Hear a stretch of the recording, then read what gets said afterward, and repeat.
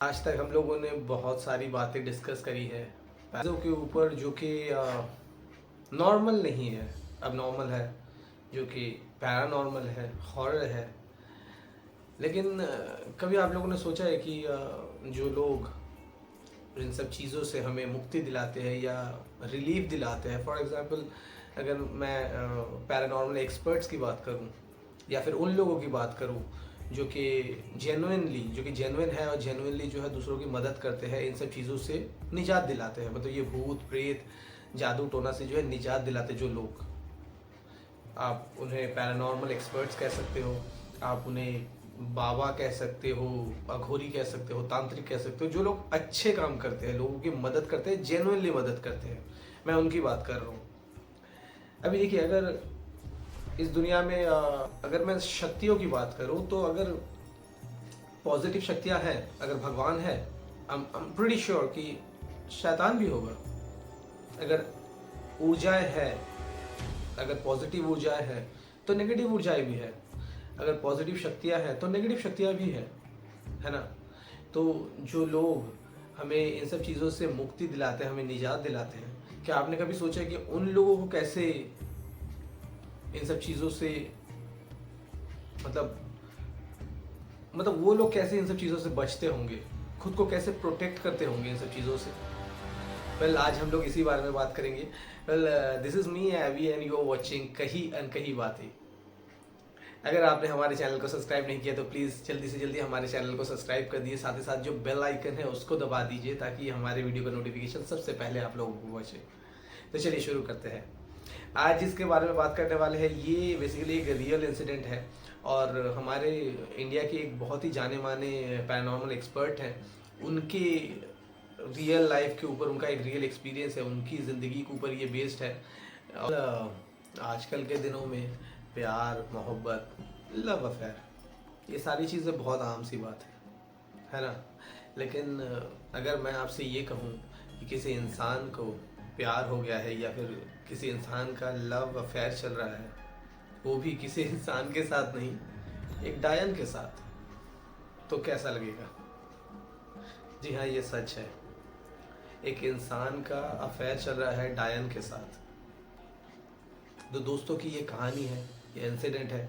तो अच्छा, शुरुआत होती है ना इससे कि अमित और राजेश दो दोस्त थे। दोनों ने ये डिसाइड किया कि वो बाहर के शहर में जाके जो है अपनी ज़िंदगी शुरू करेंगे, काम वगैरह करेंगे। तो उन लोगों ने वही डिसाइड किया और घर से निकल गए, दूसरे एक शहर जाके पहुँचे। वहाँ पे उन्होंने एक अच्छा काम भी ढूंढ लिया, एक अच्छा ऑफिस ढूंढ लिया उन्होंने, और दो लोग जो है एक ही फ्लैट जो है वो रेंट पे ले लिया ताकि किराया जो है वो आधा आधा हो जाए, किसी के ऊपर जो है ज़्यादा बर्डन ना आ जाए, किसी के ऊपर जो ज़्यादा प्रेशर ना आए पैसों का। तो उन्होंने ये डिसाइड किया कि फ्लैट के जो पैसे हैं वो आधे आधे कर लेंगे। तो उन लोगों ने फ्लैट में रहना भी शुरू कर दिया और काम भी शुरू कर दिया। काफ़ी अच्छा वक्त गुजर रहा था उनका। फिर एक वक्त ऐसा है ना कि मतलब ज़्यादा टाइम नहीं हुआ था, मान लीजिए कि करीब 1.5-2 महीने हुए होंगे। तो अचानक से अमित ने कहा कि अमित ने राजेश से कहा कि भाई मुझे जो है ना अभी कहीं और जाके रहना है। अब राजेश भी थोड़ा परेशान हो, उससे कहा कि बात क्या है, अचानक से ऐसा हुआ क्या? क्योंकि उन लोगों ने तो घर से आते वक्त यही डिसाइड किया था कि एक साथ रहेंगे ताकि फ्लैट का जो किराया जो है वो आधा आधा हो जाए, एक्सपेंसेस जो है वो आधा आधा हो जाए, तो प्रेशर नहीं आएगा किसी पे। तो अमित ने कहा कि नहीं, मुझे जो है वो अलग रहना है, यहाँ पे नहीं रहना। तो काफ़ी ज़्यादा बहस हुई दोनों में, एक तरह का आप मान के चलिए कि लड़ाई जैसा भी हो गया। लेकिन अमित जो है वो माना नहीं, वो जिद पे अड़ गया कि मुझे जो है कहीं अलग ही शिफ्ट होना है। तो अब राजेश कर भी क्या सकते थे? राजेश ने कहा ठीक है, अगर तुम्हारी यही मर्जी है तुम रहो कहीं और जाके। तो अमित जो है वहाँ से चला गया और कहीं और जाके रहने लगा। काफ़ी वक्त बीत गया और अमित और राजेश के बीच में ना बातचीत जो है कुछ खास होती नहीं थी। राजेश जो है काफ़ी टाइम से जो है अमित से पूछा भी, मतलब कई कई दफ़ा जो है अमित से पूछा भी कि तुम अभी रहते कहाँ पे हो, कभी अपने नए घर पे हमें बुलाओ भी। लेकिन अमित जो था ना वो कभी भी राजेश को या किसी को भी, ऑफिस में किसी को भी जो है अपने रहने की जगह के बारे में बताता नहीं था। एरिया तो बताता था लेकिन एग्जैक्ट एड्रेस कभी उसने बताया नहीं। वो हमेशा जो इस बात को टाल देता था। फिर अचानक से धीरे धीरे ऐसा होने लगा ना कि अमित जो था वो राजेश के साथ या दूसरे जो उसके जो ऑफिस के स्टाफ थे सबके साथ जो है ना एक डिस्टेंस बना के रखने शुरू कर दिया, मतलब एक डिस्टेंस बनाने लगा, बातचीत जो है वो बहुत कम कर दी, घुलना मिलना बहुत कम कर दिया, और धीरे धीरे वो ऑफिस आना भी बहुत कम कर दिया। ऑफिस भी अमित जो था ऑफिस भी बहुत कम ही आता था, और ऐसे काफ़ी टाइम बीत गया। और फिर एक वक्त ऐसा आया ना कि जब अमित जो था वो ऑफिस आया, और अमित को देखकर राजेश को ऐसा लगा कि अमित जो है ना अंदर ही अंदर से जैसे कि थोड़ा सा परेशान हो, जैसे कि अंदर ही अंदर से जैसे उसको कुछ तकलीफ हो, कोई बीमारी हुआ हो। क्योंकि अमित जो था वो पहले से काफ़ी ज़्यादा दुबला पतला, और अंदर से ऐसा लग रहा था उसे देखिए कि अंदर से बिल्कुल सूख चुका है, किसी टेंशन में है, किसी मेंटली हैरेसमेंट का शिकार हो रहा है, इस तरह की चीज़ें। तो राजेश ने जो है उससे बात करने की कोशिश करी अमित से, और पूछा भी कि तुम नए फ्लैट में शिफ्ट हो गए, सब कुछ सही तो चल रहा है, कोई दिक्कत तो नहीं? अगर दिक्कत वाली बात है तो हमें बताओ, हम कुछ मदद करें तुम्हारी। लेकिन अमित ने कहा कि नहीं, ऐसी कोई बात नहीं है, मेरी ज़िंदगी जो है पहले से बहुत अच्छी चल रही है, मैं खुश हूँ। और ऐसे ही बातें करके जो है उसने इस बात को भी टाल दिया। तो राजेश ने जो है वो सोचा कि क्या पता शायद वो झूठ बोल रहा हूँ, मैं झूठ बोल रहा हूँ, क्योंकि उसकी बातों से और उसके जो बॉडी लैंग्वेज है, आप ऐसा कह लो कि बॉडी लैंग्वेज और उसके जो बिहेवियर है वो एक जैसे नहीं थे। मतलब वो कुछ बोल अलग रहा था, उसका बिहेवियर कुछ अलग था, बॉडी लैंग्वेज कुछ अलग ही थी। तो जब अमित जब ऑफिस से निकल के अपने नए घर की तरफ चलने लगा, तो राजेश जो था उसका पीछा करने लगा चोरी छुपे, और देखने लगा कि ये जाता कहाँ पे है।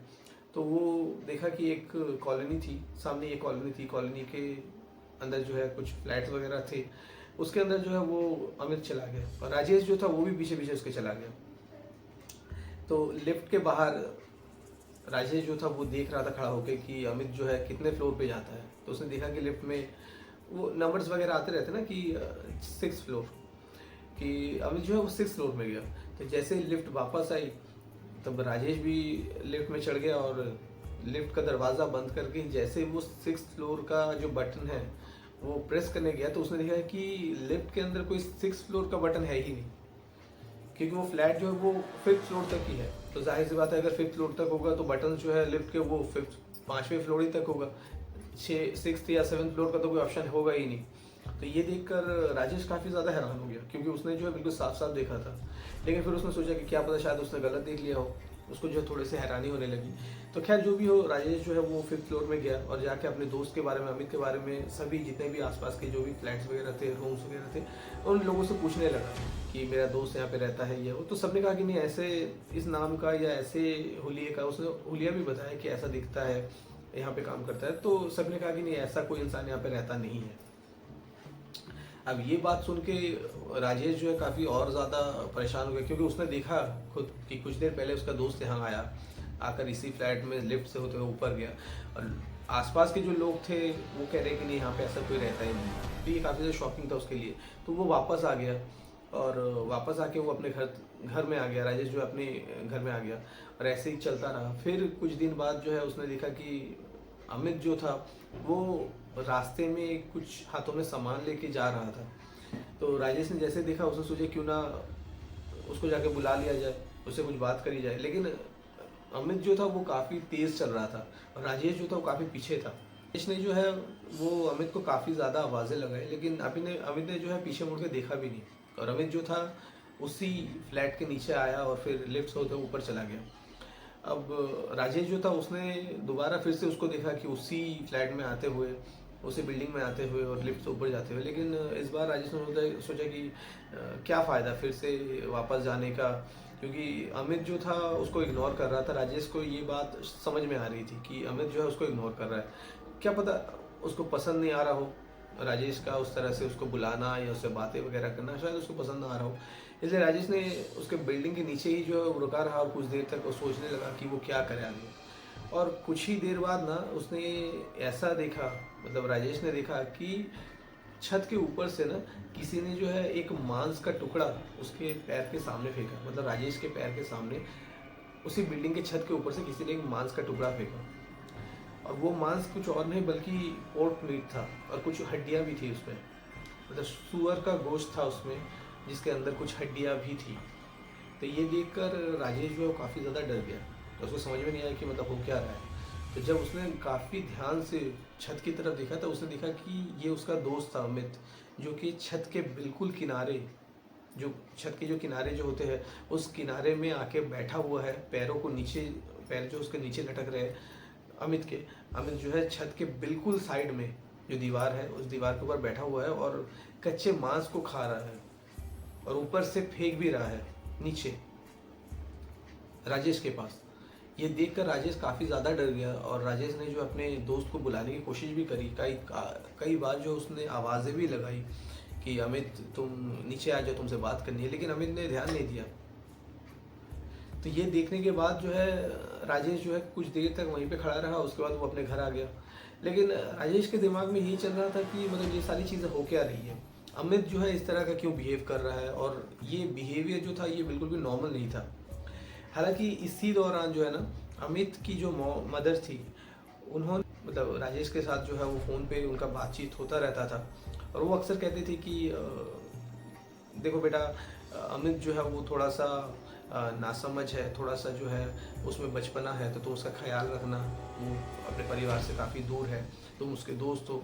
मतलब अमित की मदर जो थी वो राजेश से कहती थी कि तुम जो है अमित का ख्याल रखना, और इस तरह की बातें होती रहती थी उनमें। लेकिन फिर अचानक से एक दिन ऐसा हुआ ना कि अमित की जो मदर थी वो उन्होंने जो है राजेश को कॉल किया और कहा कि आज के बाद से मेरा बेटा अमित जो है हमारे लिए मर गया है और मुझे उसके बारे में दोबारा कोई बात नहीं करनी, ये बात तुम उसे भी बता देना। अब ये इस तरह की बातें जब राजेश ने सुनी अमित के मदर से, तब राजेश जो था वो काफ़ी ज़्यादा हैरान हो गया, क्योंकि आज तक कभी भी अमित की मदर जो थी उन्होंने कभी भी इस तरह की बातें नहीं करी।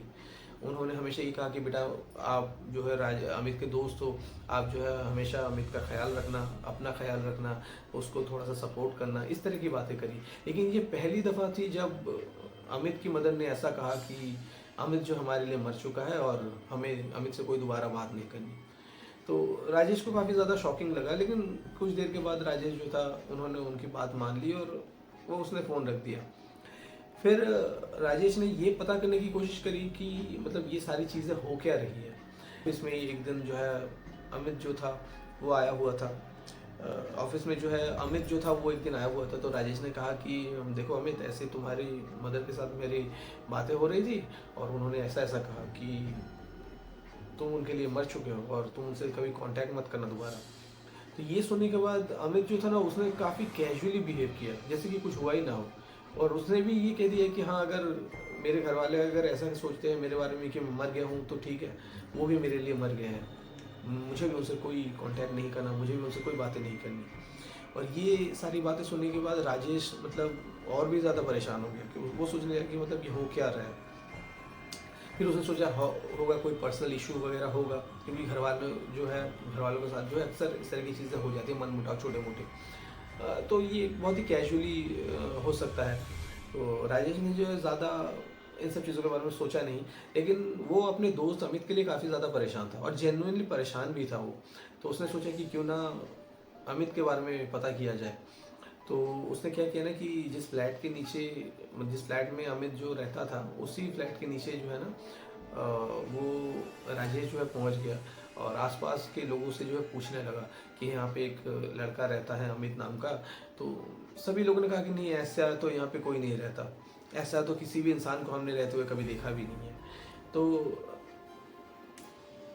राजेश जो था वो उसने सोचा कि क्यों ना एक काम करते हैं, उस मीट शॉप पे जाते हैं, उस जहाँ से अमित ने जो है वो मीट वगैरह ख़रीदा होगा, वो उस मीट शॉप पे जाते हैं, जाके जो है पता करते हैं। तो जैसे ही राजेश जो है उस मीट शॉप पे पहुंचा और उस मीट शॉप के जो ओनर थे उनसे राजेश ने जो है वो अपने दोस्त के बारे में बताया कि उसका नाम अमित है, उसका हुलिया बताया। तो जो मीट शॉप वाला जो इंसान था, जो ओनर था, शॉप का जो ओनर था, वो काफ़ी ज़्यादा खौफ में आ गया, काफ़ी ज़्यादा दहशत में आ गया, अब ऐसा कह सकते हैं। क्यों? तो रीज़न ये था कि उस इंसान को जब पता चला कि राजेश जो है अमित का दोस्त है, तब उसने कहा कि देखिए आपका जो ये दोस्त है अमित, वो एक मेंटल इंसान है, एक पागल इंसान है।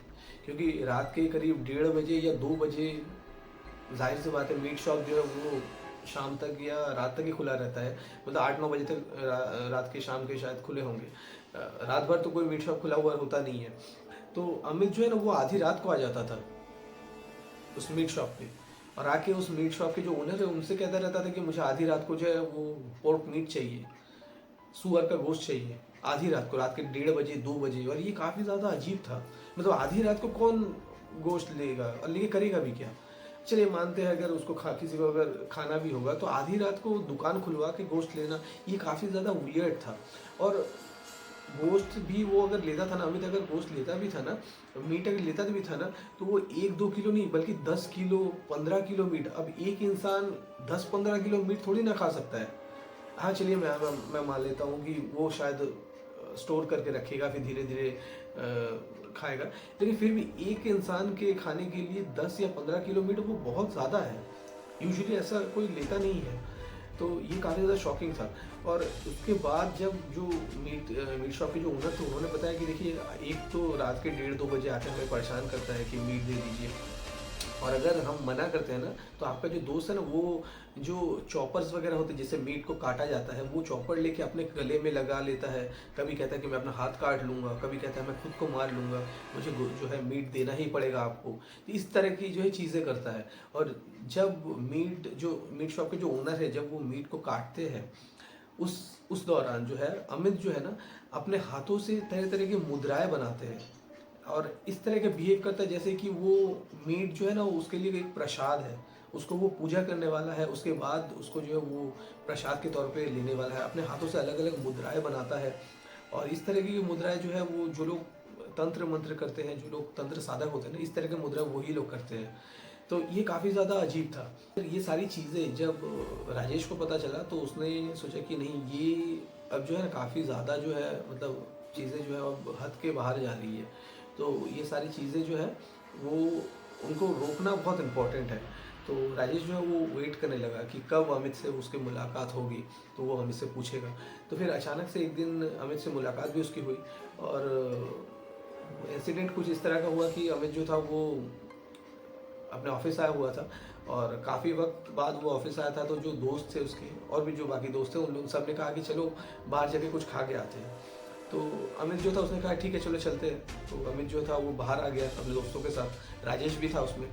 और बातों ही बातों में जो है वो लोग कुछ खा ही रहे थे। तो जहाँ पे खाने के लिए वो आते थे अक्सर उसी जगह के सामने जो है ना थोड़ी दूर सामने जो है दूर पे जो है एक मंदिर हुआ करता था शिव जी का।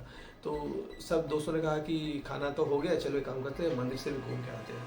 तो अमित जो है ना वो उसने मना कर दिया। हालांकि उसने पहले कभी मना, वो ऐसा था नहीं, मना करता नहीं था, लेकिन वो अचानक से उसने जो है मना कर दिया। उसने कहा कि नहीं मुझे नहीं जाना। और एक अजीब बिहेव करने लगा जैसे कि मतलब मंदिर में जैसे कि कुछ मतलब होता है ना कि इंसान अगर भूत देख ले तो दूर भाग जाता है, तो ठीक उसी तरह उसने मतलब वो भगवान को देखकर दूर भाग रहा था। तो राजेश को वहीं पे शक हो गया कि कुछ तो है जो कि सही नहीं है। और राजेश ने जो ना अमित का हाथ पकड़ा और ज़बरदस्ती उसको जो खींचकर मंदिर के अंदर लेकर आया। तो जैसे ही मंदिर के अंदर लेकर आया ना तो राजेश जो है बहुत तेज़ रोने लगा और अजीब अजीब मतलब हाथ पैर पटकने लगे, सर पटकने लगा। और अमित जो है अपने मंदिर की दीवारों पर जो है अमित सर पटकने लगा, हाथ पैर पटकने लगे, रोने लगा ज़ोर ज़ोर से कि मुझको नहीं, अंदर नहीं जाना, मुझको अंदर नहीं जाना। तो सब लोगों ने जब उसको खींचकर भगवान भोलेनाथ की जो मूर्ति थी, जो शिवलिंग था, उसके सामने जब लेकर आए तब अमित जो था ना बेहोश हो गया। और जब उसको होश आया, कुछ देर बाद जब उसको होश आया ना, तब वो अचानक से उठकर जो है राजेश को उसने जो है अपने गले से लगा लिया और रोने लगा और कहने लगा कि मुझे इन सब से दूर लेकर चलो, मुझे इन सब चीज़ों में नहीं रहना। तो फिर धीरे धीरे जो है राजेश ने अमित को काम डाउन किया, उसको पानी वगैरह पिलाया और उससे जो है सारी बातें जब पूछी तब अमित जो था उसने बताया कि मैं यहाँ सामने ही एक बिल्डिंग में रहता हूँ 6th फ्लोर पे। तो जैसे कहा कि 6th फ्लोर पे, तो राजेश ने कहा कि देखो मैं तो पीछे तुम्हारे गया भी था 1-2 बार और वहाँ पे तो कोई 6th फ्लोर नहीं है। तो अमित ने कहा कि नहीं वहाँ पे 6th फ्लोर है, मैं 6th फ्लोर में ही रहता हूँ। तो राजेश ने कहा ठीक है चलो हम अभी जाके देखते हैं।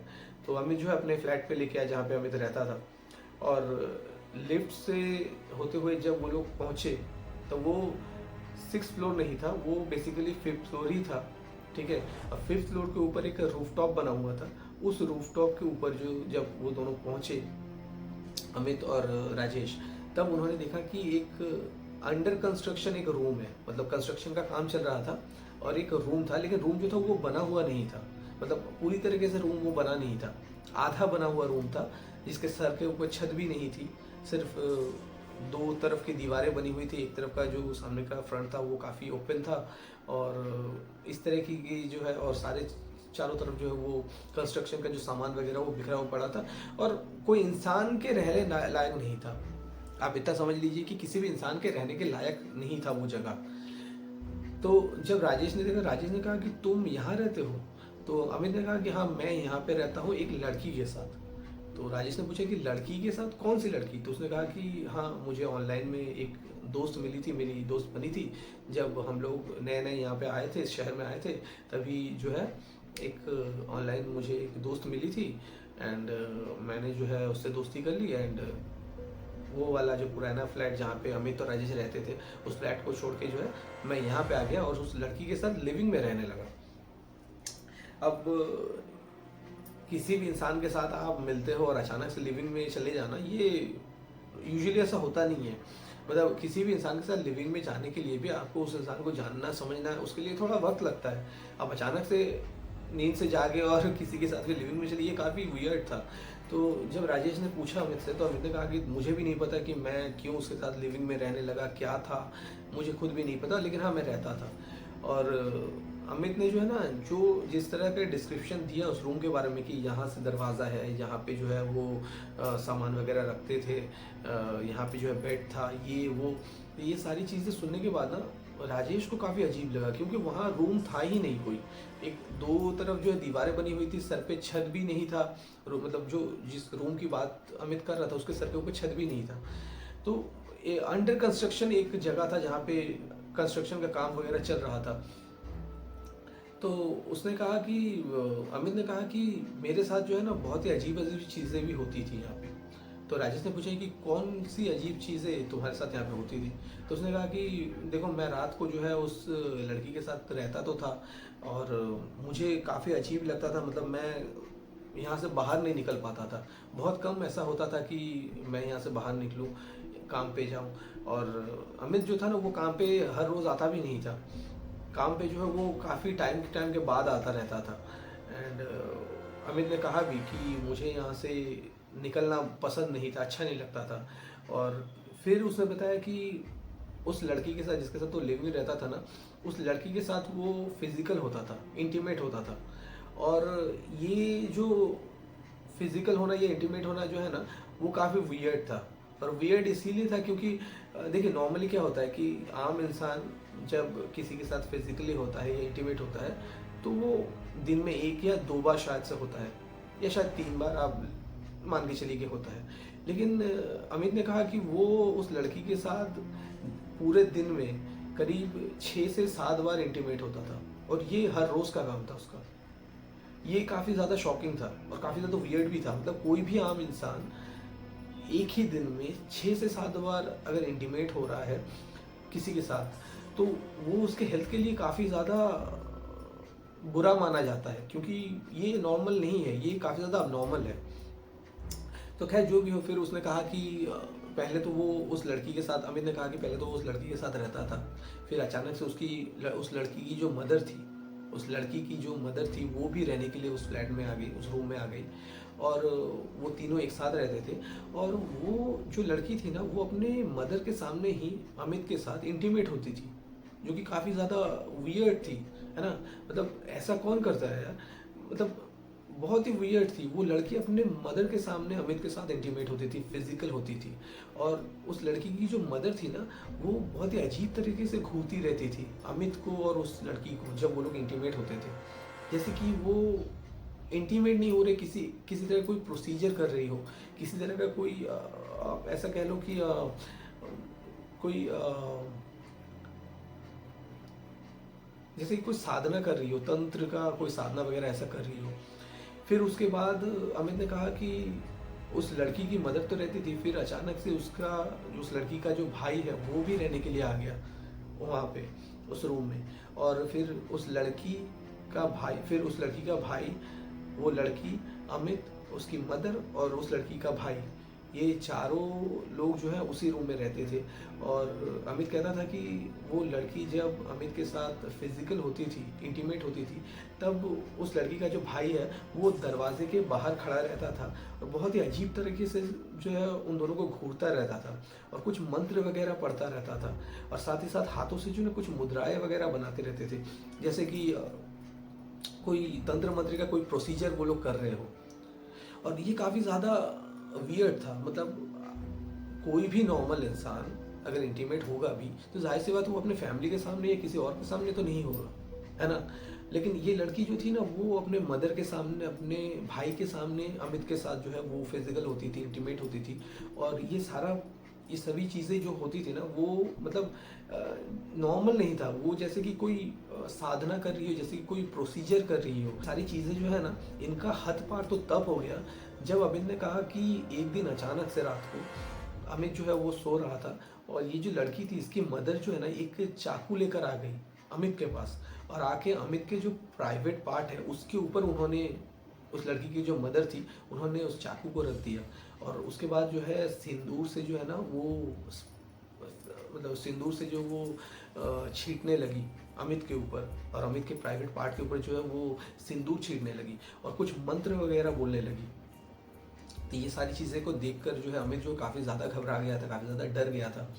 और फिर उसके बाद जो है अमित ने अपने दोस्त राजेश से कहा कि देखो मुझे जो है ना इन सब चीज़ों से अब निकलना है, मुझे इन सब चीज़ों से बाहर आना है, तो तुम मेरी मदद करो, मुझे अपने घर ले चलो। तो ये सारी चीज़ें जब राजेश ने सुना तो राजेश ने अमित से कहा कि ठीक है देखो तुम एक काम करो, हमारे तुम फ्लैट में चलो, वहीं पे जाके तुम रहो एंड मैं देखता हूँ मैं क्या कर सकता हूँ। तो अमित ने कहा कि ठीक है मैं चला जाता हूँ, लेकिन मेरा सामान मुझे मिल नहीं रहा है, मेरा सामान जो है यहीं पे था, मतलब उसी रूम में था। तो उन लोगों ने काफ़ी ढूंढा वहाँ पे, लेकिन कहीं पे भी अमित का सामान उनको मिला नहीं।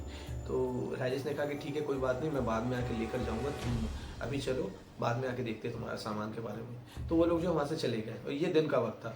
फिर रात को जो उसी दिन रात को जो है राजेश आया उसी फ्लैट में जहाँ पे अमित पहले रहता था, अमित रह रहा था।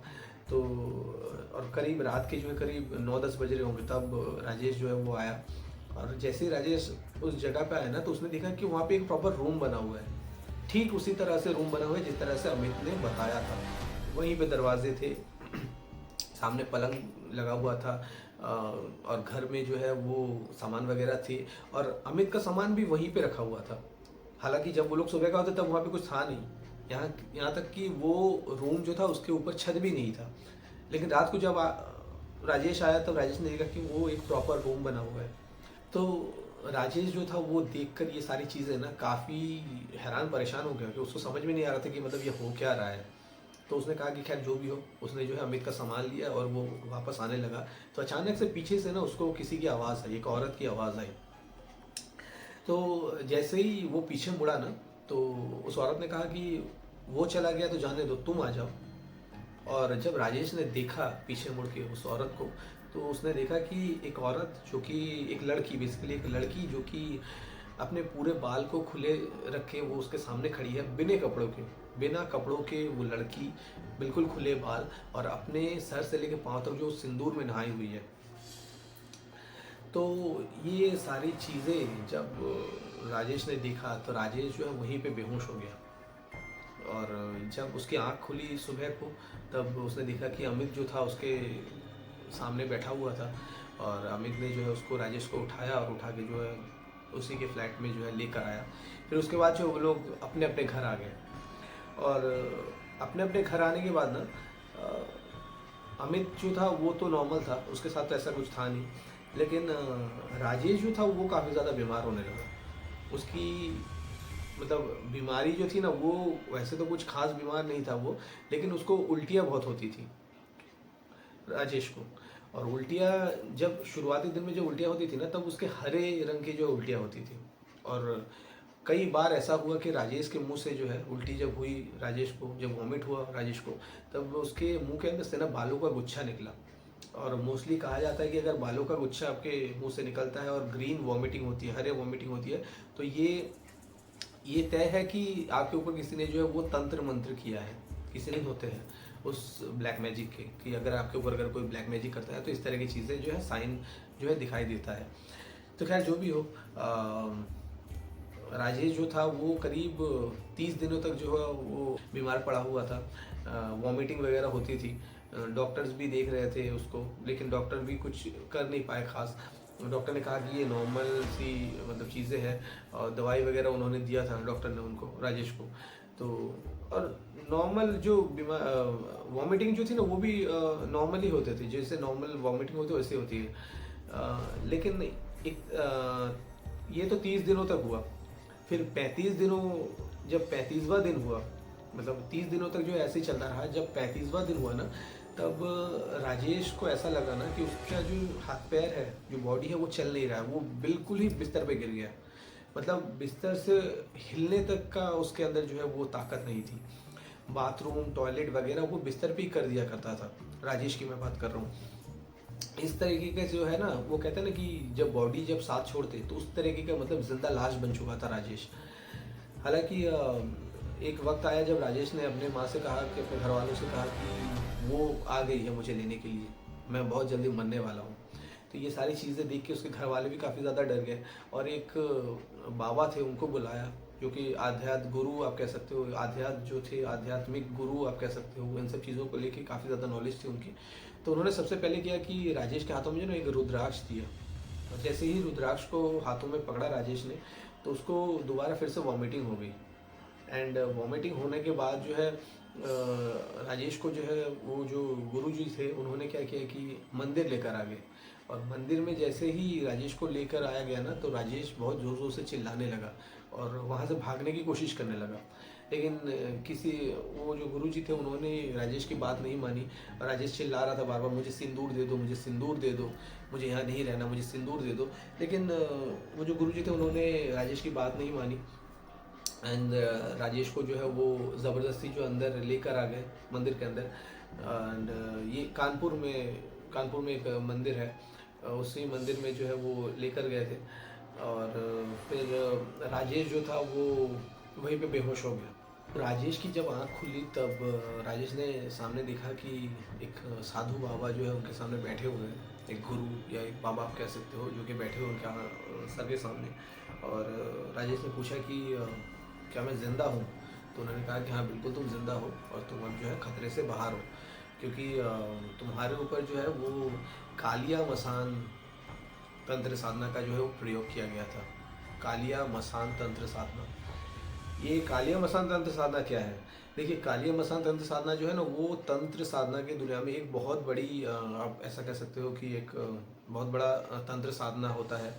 और कहा जाता है कि ये अगर किसी इंसान के ऊपर अगर कर दिया जाए ना, तो उस इंसान को बचाना लगभग लगभग नामुमकिन के बराबर समझ लीजिए। ना तो कोई बाबा, ना तो कोई संत, ना तो कोई अघोरी, ना कोई पैरानॉर्मल एक्सपर्ट, कोई आपको बचा नहीं सकता इससे। इससे आपको सिर्फ वही निकाल सकता है जिसने ये तंत्र साधना आपके ऊपर किया हो, या फिर खुद अगर भगवान का अगर आशीर्वाद आपके ऊपर रहे। फॉर एग्जाम्पल जैसे कि यहाँ पे राजेश के ऊपर जो है वो भगवान की बहुत असीम कृपा रही होगी, या भगवान का एक अच्छा उसके ऊपर आशीर्वाद रहा होगा, जिसकी वजह से वो इस चीज़ से निकल गया। जो तंत्र साधना है ना, ये 41 डेज़ का होता है, 41 दिन का होता है, और 41 दिनों के अंदर ही जो है वो इंसान ख़त्म हो जाता है। लेकिन ये 43 डे था, मतलब 43वां दिन था, जब राजेश को होश आ गया। और गुरुजी ने उससे कहा भी कि 41वां दिन जो है तुम पार करके आ गए, इसका मतलब तुम बच गए। अगर तुम्हें अगर ख़त्म होना होता तो तुम 41वें दिन ही हो जाते, 43वें दिन तक जो है तुम जिंदा नहीं रहते।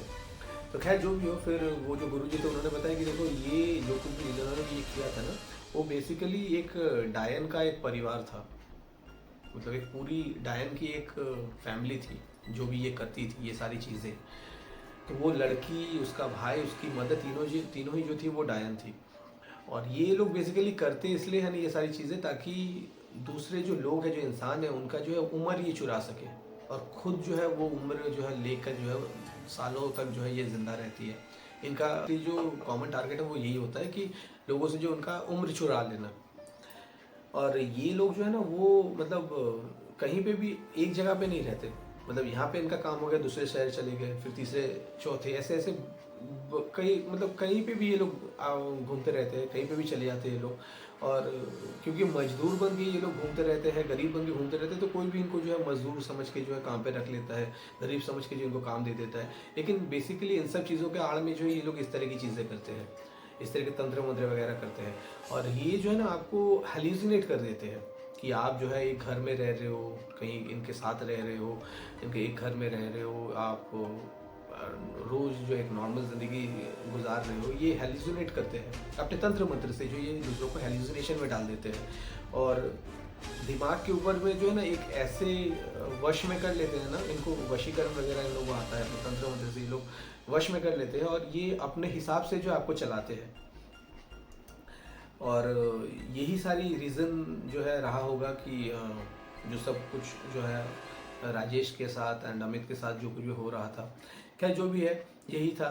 एंड उसके बाद जो है अमित जो है उसको भी कोई प्रॉब्लम नहीं हुई बाद में, एंड राजेश भी जो था वो इन सब चीज़ों से निकल चुका था। एंड बाद में राजेश जो थे वो इंडिया के एक बहुत बड़े पैरानॉर्मल एक्सपर्ट बने। खैर जो भी हो, जो भी था यही था। एंड ये इंसिडेंट आप लोगों को कैसा लगा प्लीज़ कमेंट में हमें ज़रूर बताइएगा, हमारे साथ में रहिएगा। एंड अगर आप लोग अपनी आप बीती हमारे साथ शेयर करना चाहते हो तो डिस्क्रिप्शन बॉक्स है, वहाँ पे मैं हमारे फेसबुक, इंस्टाग्राम आईडी वगैरह, लिंक्स वगैरह जो मैं दे दूँगा, आप लोग चाहें तो हमसे जुड़ सकते हैं। So thank you so much.